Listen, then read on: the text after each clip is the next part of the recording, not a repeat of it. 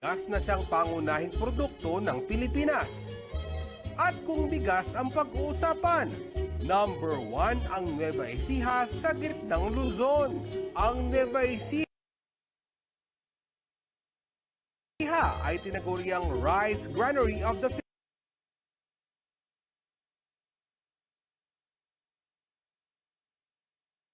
Philippines dahil bigas ang pangunahing produkto rito. Agrikultura ang pinakamalaking industriya sa lalawigan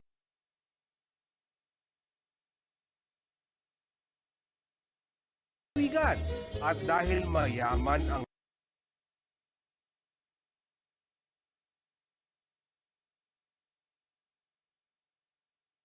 lupa at maganda ang klima, mabilis makapag-ani ng palay,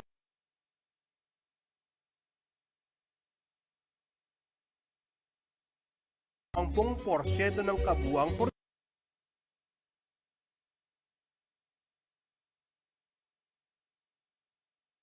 produksyon ng bigas sa bansa. Talagang hindi pwedeng mawala sa hapagkainan ang kanin dahil bahagi na ito ng pagkain Pinoy. Agahan man yan,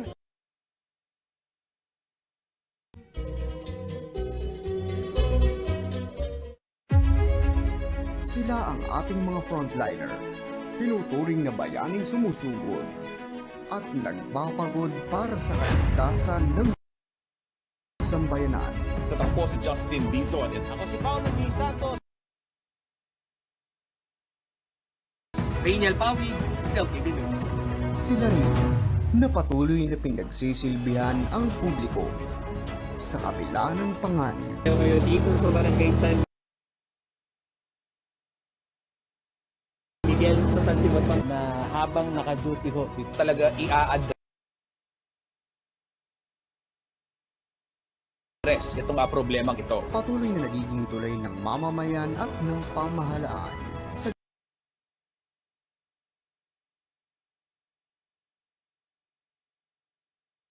kasama nyo sa pagtugon sa tawag ng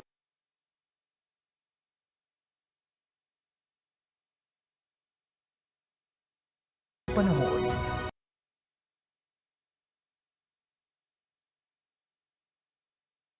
Ito ang CLTV News and Current Affairs. Pinagkakatiwala Ingusay ni magdaki ang kebaluan di kilking amlat pamalenan darang Pilipino.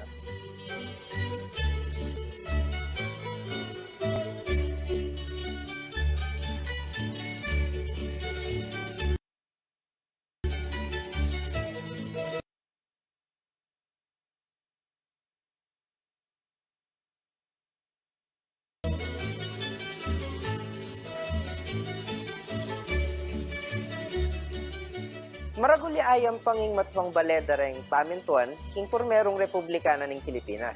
Menok na nga niya keti Emilio Aguinaldo, anya ke ni de pegma sosyan king pormerong anibersaryo na ning independensya o katimawa na ning Pilipinas kareng Espanyol anyang banwang 1899. Tening collection kening Museum of Philippine Social History, mamiya lang storya kareng miyaliwaliwang Filipino. Manibat king karelang piblas, tama ng kabirsnan, kalalangan, gelingan.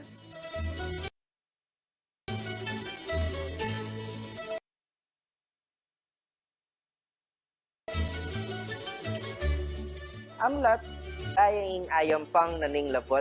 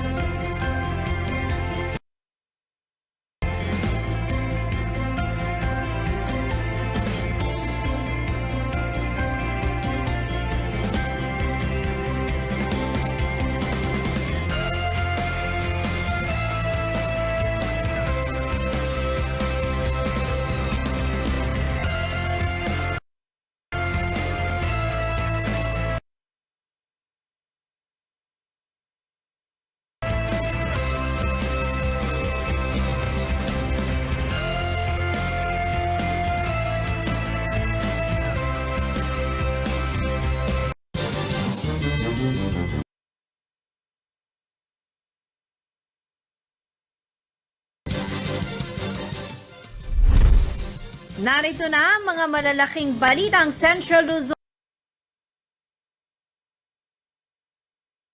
ngayong araw. 7 patay, 11 sugatan sa pagsalpok ng minibus sa isang tricycle, waiting shed at poste sa Lubao.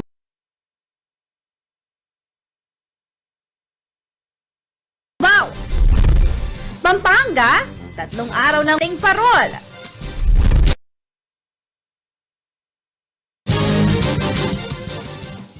Magandang gabi ka rehiyon. Ako po si Jennifer Salenga. Oras na para sa mga may init na balitang Central Luzon.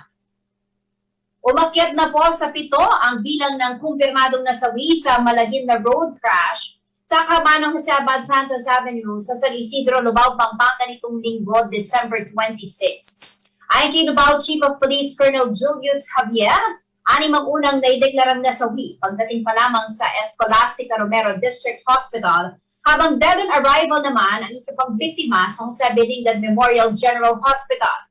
7 biktima rin ang kritikal sa kasalukuyan. Sa video kuha ng CLTV News nang mangyari ang insidente, makikita na wasak ang unang bahagi ng minibus na ito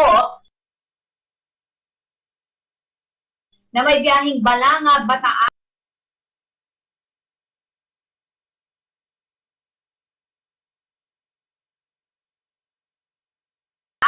to City of San Fernando, Pampanga. Ang bus ay pagmamay-ari si Armando de Guzman ay kasama sa mga dead on the spot sa trahedya. Siniga po ng news team na makuha ang kwento ng mga survivor na ginagamot sa Escolastica Romero District Hospital sa Lubao. Kwento ni Ryan Rama at Fredo Dolde, wala pa raw nakikipag-ugnayan sa kanila mula sa Roadline Transport Service Cooperative as of 12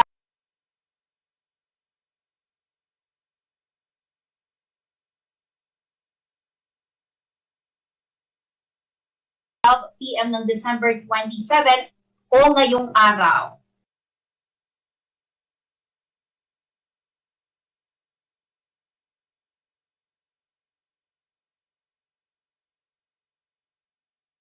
Ayon sa Chief Transportation Officer ng LTFRB Region nasawi at injured na pasahero. Sasailalim din umano sa road at kaugnay po na sa ating pong programa si Colonel Julius Javier, ang hepe po ng Lubao Municipal Police Station. Colonel, magandang gabi po sa inyo. Welcome po sa CLTV News. Magandang gabi rin po, ma'am. Opo, ito ay nakalulungkot na balita pagkatapos po nating i-celebrate ang araw ng Kapaskuhan. Colonel, hihingi po kami ng update sa inyo. Kumusta na po ang investigasyon na ginagawa po ng kapulisan ngayon? Ma'am, yung nabanggit niyo po, yun po yung mga data. Tuloy-tuloy pa rin po pag-image niya natin. Hinintay lang po natin yung makapagsalita rin yung ating driver na ngayon naka-confine. Yun ang mas mga statement mga witness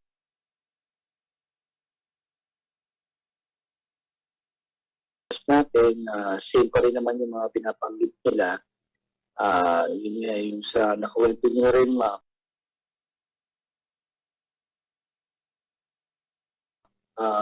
Meron pa rin naman.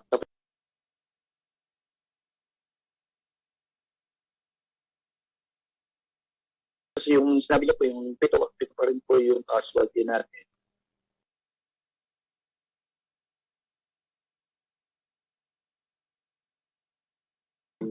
Na nakakumpanya yung 2 sa ARDH, 7 sa isang insidente, ma'am. All right. Doon po sa base po doon sa nakuha nating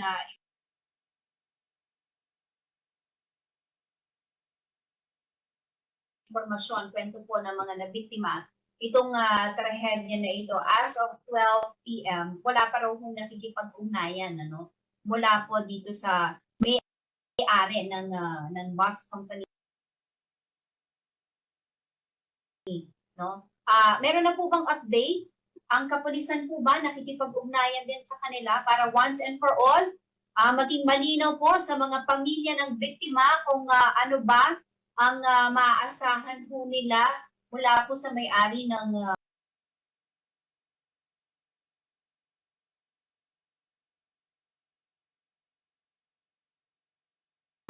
bus. Ma'am, so para ngayon naman, hindi pa naman ako na-update ng investigator na gusto makipag-usap sa pamilya or sa nagtanong kung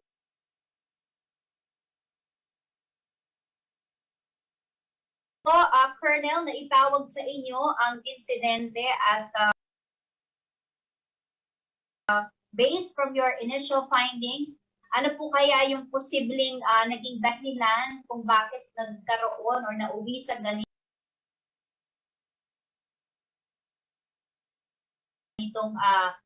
trahedya, no? Ang nangyari po December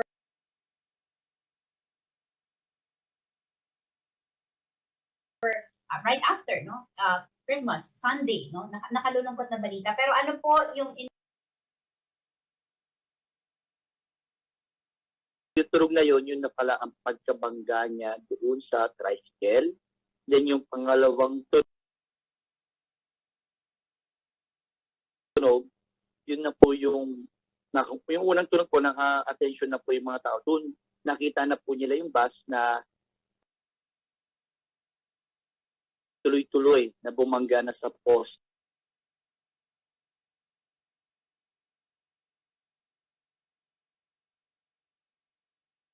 Po ng electrical post tapos yung waiting shade.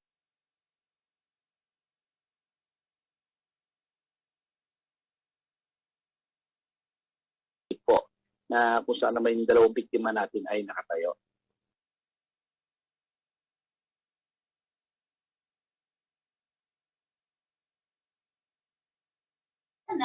ng bus na kanilang sinasakyan bago po mangyari yung insidente?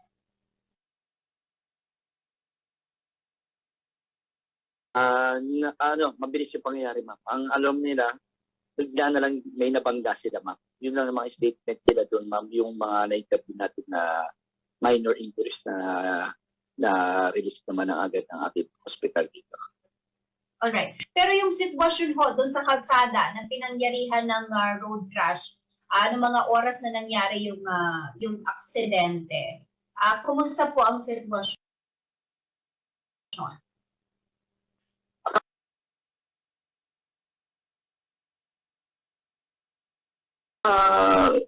Ngayon, ma'am, okay na, na-clear naman namin po ang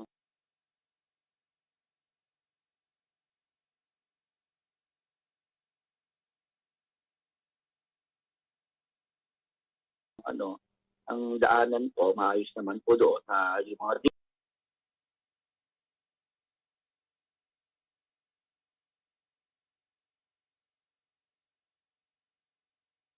brace na ayos na po natin at naalis na rin po natin yung bus doon po sa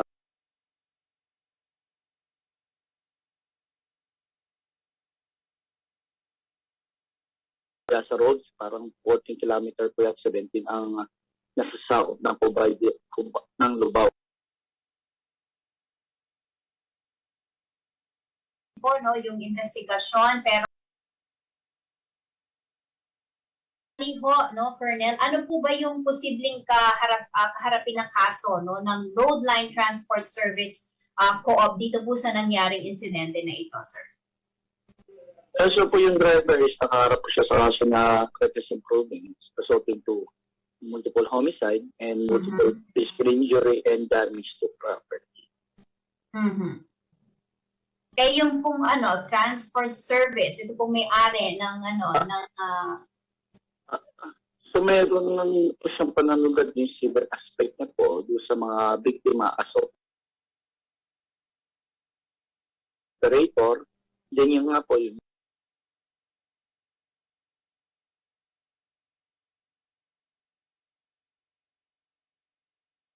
nabanggit nyo nga po na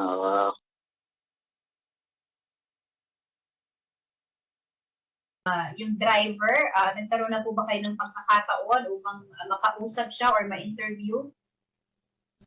Ma'am, yung driver po natin naka-confine pa rin po hanggang ngayon sa JBL Hospital. So wala, hindi nyo pa po siya nakakausap. Hindi pa po, hindi pa po natin siya na. Sa mga pampasaherong sasakyan, ano, dahil hindi po biro, no, ito pong kapag may nangyaring ganitong aksidente, no, maraming buhay po ang pwedeng mawala.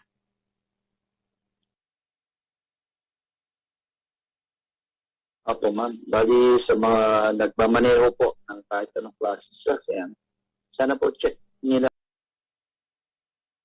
muna yung tinatawag natin global tungkol sa sasakyan natin, check lahat. Of course, i-check din po yung sarili kung kaya ba natin mag-drive, okay ba tayo, healthy ba tayo. So, para po sa protection na rin natin,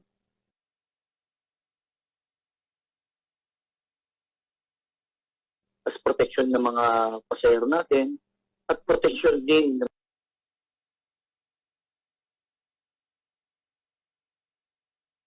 mga pedestrian sa kalye. So, kailangan po lang po talaga mag-doblitin.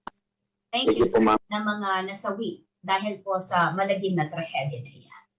Sa pagbabalik ng CLTV News, mga survivor ng Lubao Road Crash, sinabing matunin daw ang takbo ng sinasakyang minibus bago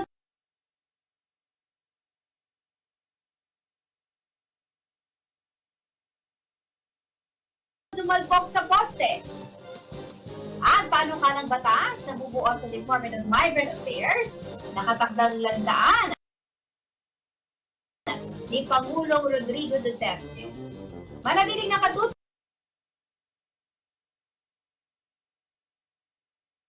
para sa iba pang mga nununang balita ngayong araw.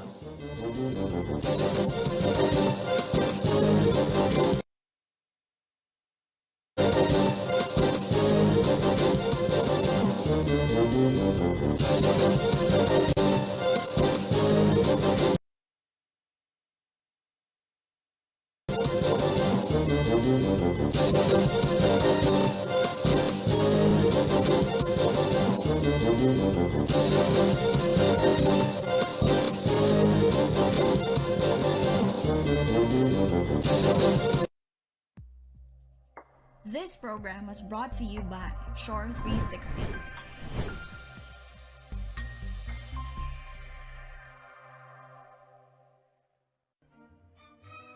Masayang Paskong Fernandino kay Kayungan. Payabot nin lokal kapanibala ning San Fernando, ing amano ning lugod, pag-asa.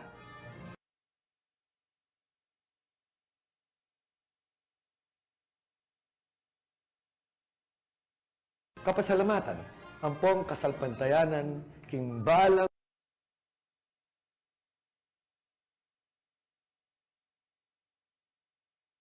metong kalupadarin kay katamong parol.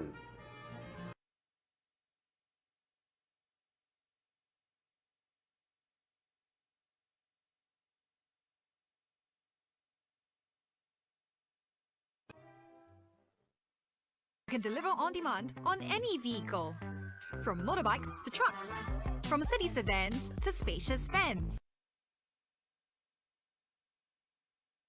Impressive design that is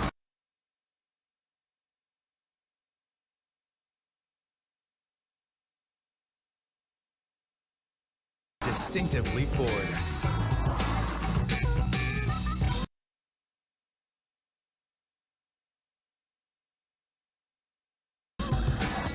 With 18-inch wheels.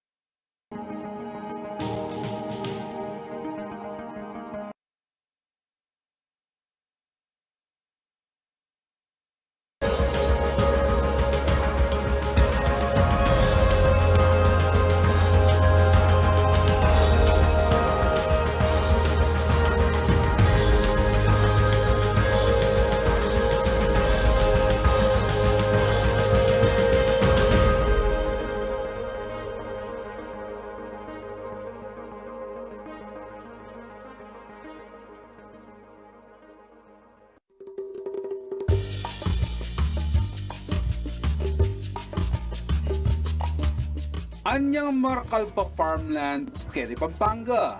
May giyang libangan daring anak akapampangan o maski na rin mga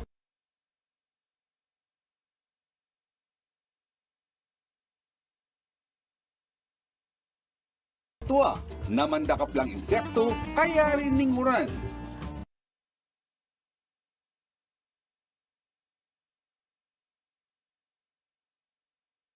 Kay ba't luto de ang pongkanan.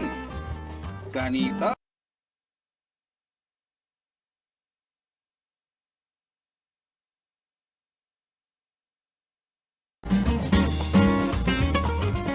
Kareng Kapampangan considered ang delicacy. Dakal patsayakauran ang pumabasahing gabun. King August, September.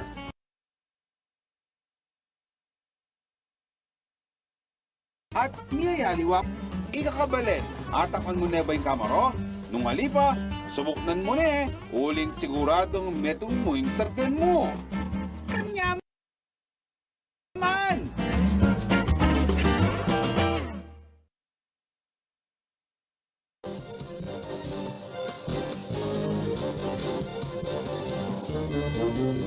Nagbabalik ang CLTV News at iba pa mga nangungunang balita, mabilis ang takbo at puno ng pasahero. Ganito po ilarawan ng mga survivor ng Lubao Road Crash ang minibus na kanilang sinasakyan bago nito salpukin ang isang tricycle, waiting shed at poste sa Barangay San Isidro ng nasabing bayan. Kwento ng mga pasaherong sina Ryan Rama at Fredo Dolde, nakatayo na ang ilan sa mga pasahero sa bus pero patuloy pa rin sa pagsasakay ang driver. Nang palapit na umuna ito sa waiting shed, di na nito nagawa pang huminto at hinala nila ay nawala na ng preno ang sinasakyang bus. Dito na po binangga ang tricycle, ang waiting shed at isang poste ng kuryente. Upang higit po nating maunawaan ang pangyayari, makakasama po natin ngayon sa ating pong programa si Engineer Mon Publico, isa pong forensic investigator. Magandang gabi po sa inyo, Engineer. Welcome po sa CLTV News. Magandang gabi, Jennifer, at sa inyong mga taga-subaybay. All right. Thank you for having me. Thank you also, sir, for giving us your time para mapag-usapan po natin itong nangyaring trahedya. I'm sure nakarating na po sa inyo ang malagim na insidente na ito na nakalulungkot right after Christmas pa naman at may mga nasawi because of this incident. Ano po ang reaction po ninyo, engineer, dito po sa nangyaring aksidente na ito? Nalulungkot ako, Jennifer, kasi parang paulit-ulit na lang itong mga aksidenteng ganito. At mukhang wala tayong natututunan dun sa mga nangyari na mga nakaraang taon. Sana natuto na tayo dun. Maraming mga namatay sa mga aksidente. Opo. Engineer, can you share with us your expertise, kaugnay po sa mga ganitong uri ng aksidente? Sabi niyo nga po, mukhang hindi natututo, dahil paulit-ulit na lang yung mga ganitong insidente. At syempre, buhay po ang pinag-uusapan dyan. Dito po sa nangyaring ito, ang dami po ng nasawi. Sa mga ganitong uri ng investigasyon, paano po ba ito dapat i-handle, engineer? Pagdating sa mga crash investigations na ganito, there are usually three things na tinitignan namin. First is the position, yung speed, saka direction of travel. Titignan mo yung position before the accident.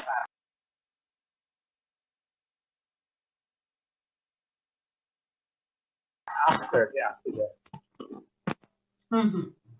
In the simplest case,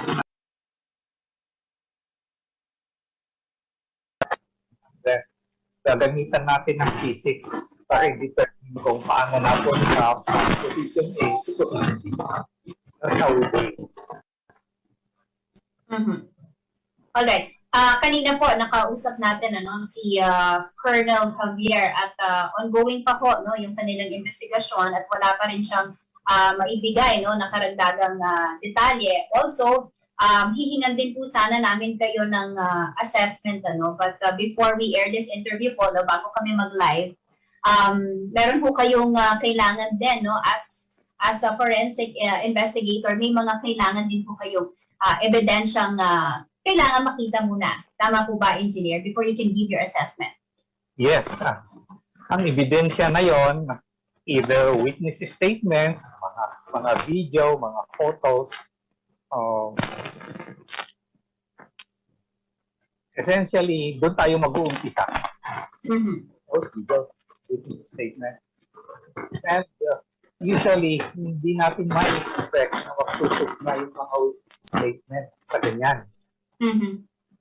So we have to be prepared for that dahil alam naman natin na yung iba nasa ibang perspective.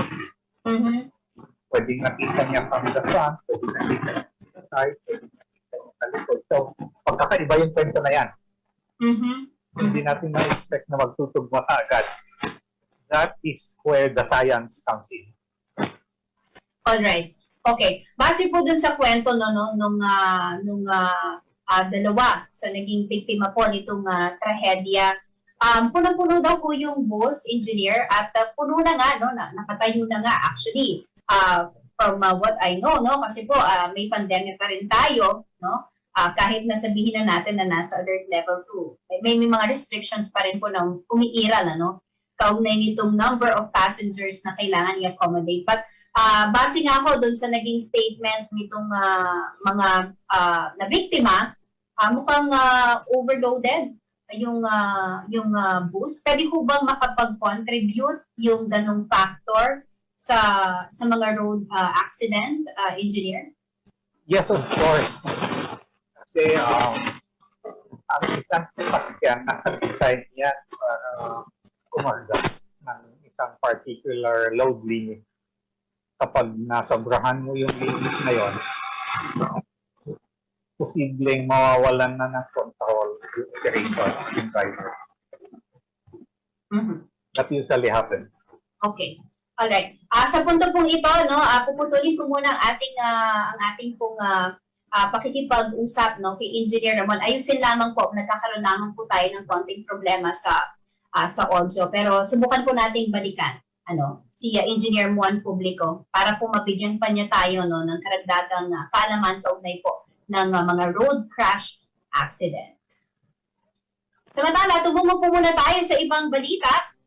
Inaasahan mo nung may isa sa batas na ang panukalang naglalayong lumikha ng kagawaran para sa mga manggagawa sa ibayong dagat. Bukas, araw ng Martes, nakatakda pong aprubahan ni Pangulong Duterte ang pagkakaroon ng Department of Migrant Affairs. Narito ang karagdagang detalye ng balita niya.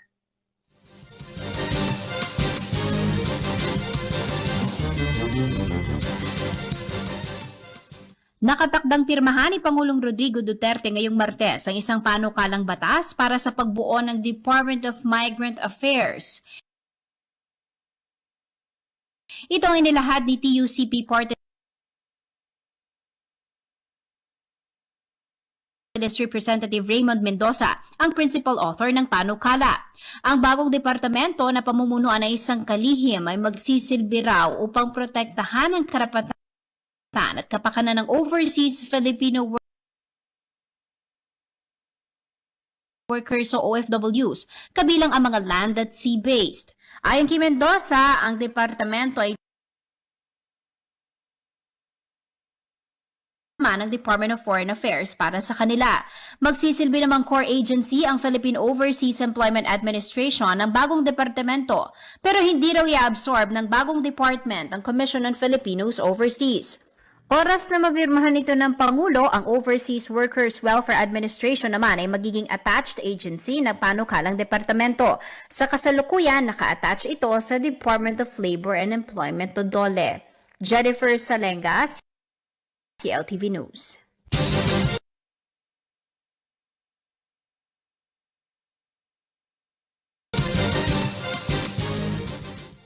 Manatili Manatili nakatutok at magbabalik ng Some of them wear scrubs.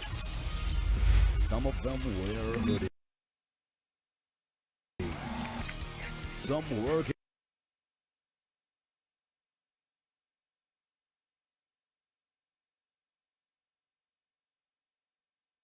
in offices and some at home. Everyone wears a smile. If you are conscientious, focused, and willing to give an opportunity to go, we want you. Join the superheroes of Shore 360. Hugasan ang inyong mga kamay gamit ang sabon at tubig. Kuskusin mabuti ang inyong mga kamay. Magsimula sa palad hanggang sa pagitan ng mga daliri at likod ng kamay. Gawin ito sa loob ng 20 segundo. Panlawang mabuti ang inyong mga kamay at patuyuin ito gamit ang malinis na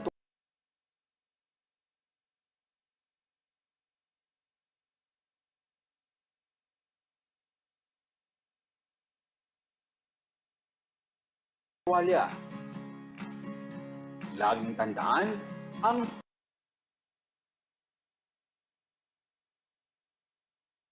tubig ay sandata laban sa COVID-19. Ugaliing maghugas ng kamay sa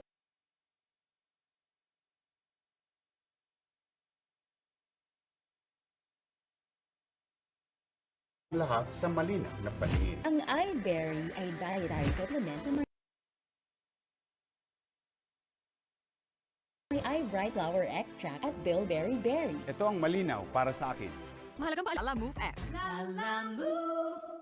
Ang ipinaglalaban ko ay healthy buhay para sa inyo. Dapat may liksi kayong bumangon sa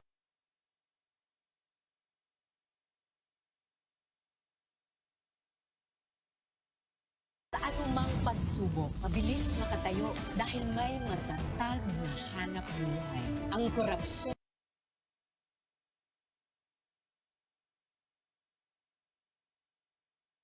ay lalabanan, hindi kayo tutumba sa dagdag pag-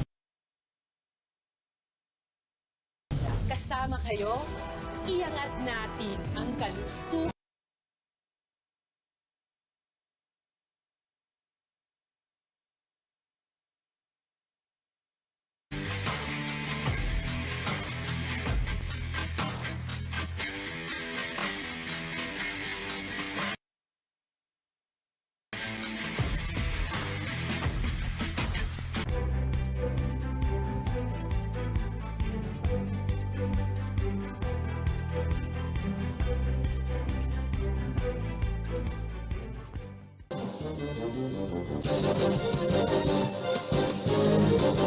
Nagbabalik po ang CLTV News.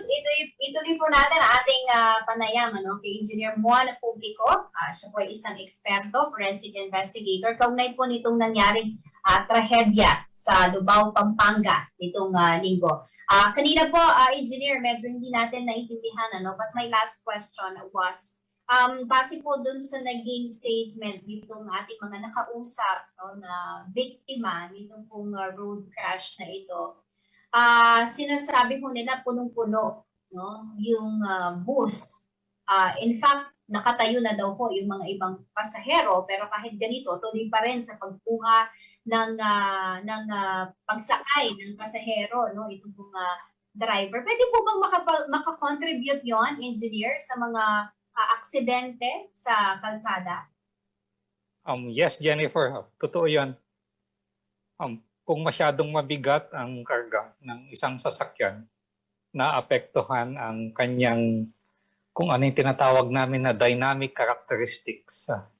Yun kung paano nakokontrol yung galaw ng mga components ng sasakyan, kagaya ng gulong, kagaya ng mga linkages, kagaya ng brake.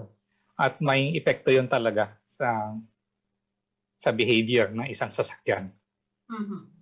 Alright. Aside po no dun sa kondisyon ng sasakyan or dami ng pasahero, pagdating po sa kalsada naman, engineer, halimbawa may mga road construction, may mga structures sa surroundings, pwede po bang ito rin ay maging sanhi ng aksidente? Magiging sanhi yan na aksidente, especially kung hindi na kaya ng driver na iwasan. Yung halimbawa, yung depekto sa kalsada.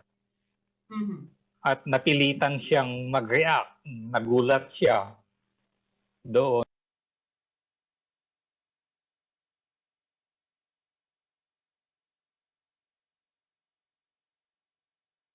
sa setting na gano'n.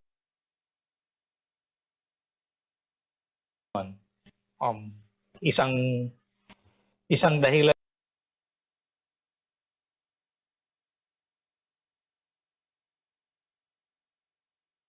yun, madalas.